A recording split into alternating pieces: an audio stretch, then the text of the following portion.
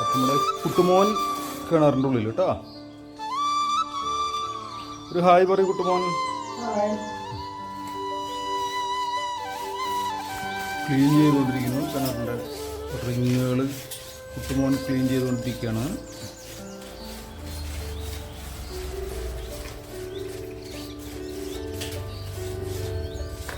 ചൂല് മതിയാ കുട്ടുമോനെ? അതാ പറഞ്ഞ ചൂല് ധരിക്കുന്നു. അത് നല്ലത്. അപ്പോൾ ടുട്ടുമോനിവിടെ അടിച്ചു വാരാണ്. അപ്പം നമ്മുടെ ടുട്ടുമോൻ വിചാരിച്ചേക്കുന്നത് ഇത് ടുട്ടുമോനെ ഇത് മിറ്റല്ല കിണറിൻ്റെ ഉള്ളല്ല, എന്തൊരു അടിച്ചു വാരനെ?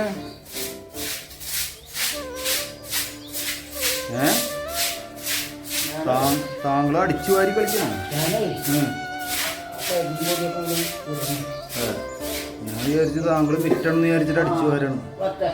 ബക്കറ്റ് ഇടാം അല്ലേ? അപ്പോൾ നമ്മൾ കിണറിൻ്റെ ഉള്ളിൽ ഇറങ്ങി നോക്കണ്ടേ അല്ലേ? ഇതിനുള്ള എങ്ങനെയുണ്ട്? ഇത് ടുട്ടുമോൻ നമ്മുടെ ലാൽ ജോസിന്റെ കൂട്ടുകാരനാണെന്ന് പറയുന്നത്. ലാൽ ജോസിന് അറിയുമെന്ന് അറിയില്ല.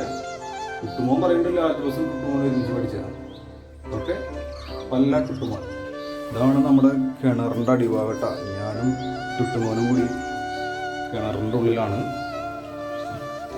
അപ്പോൾ കിണറിൻ്റെ ഉള്ളിൽ നിന്നൊരു ആകാശക്കാഴ്ച.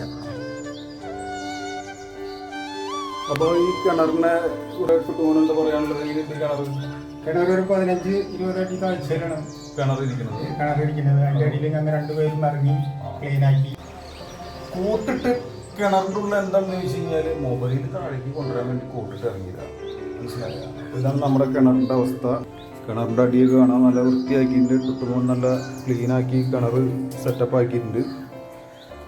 എന്നാൽ പിന്നെ ഞങ്ങളിവിടെ മേലേക്ക് കയറണം. അപ്പോൾ ഞങ്ങളുടെ മേലേക്ക് കയറണം. ലാൽ ജ്യൂസ് പിടിച്ചെന്ന് പറയുന്നത് എന്താണെന്നറിയില്ല അല്ലേ? ശരിയാണ്. ഓക്കെ. കിണറിൻ്റെ ഉള്ളിൽ അത്യാവശ്യം ശ്വാസം കിട്ടാനുള്ള അവസ്ഥയൊക്കെ ഉണ്ട്. വലിയ കുഴപ്പമൊന്നുമില്ല. അപ്പോൾ ഇതാണ് കാഴ്ചകൾ. അപ്പോൾ ഞാനും ടുട്ടുമോനും കയറണം. അപ്പോൾ എല്ലാവരോടും ബായ് പറയും ടുട്ടുമോൻ. Okay bye. അപ്പോൾ ടുട്ടുമോൻ കയറുന്നുണ്ട്. ഇനി എനിക്ക് കയറാൻ പറ്റുമെന്ന് അറിയില്ല. ടുട്ടുമോൻ കയറി കയറെടുത്താൽ എനിക്ക് കയറാൻ പറ്റില്ല കേട്ടോ.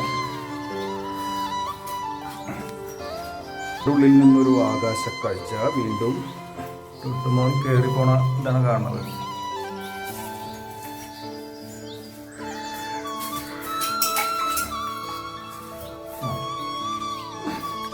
അപ്പോൾ പുള്ളി ആദ്യം കയറിക്കോട്ടെ അല്ലേ? പുള്ളി കയറിപ്പോയല്ലേ നമ്മളെ രക്ഷിക്കാൻ പറ്റുള്ളൂ, എന്തെങ്കിലും പറ്റിയാലേ.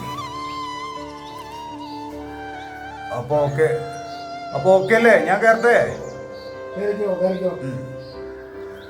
അപ്പോൾ എന്നാ പിന്നെ കയറല്ലേ?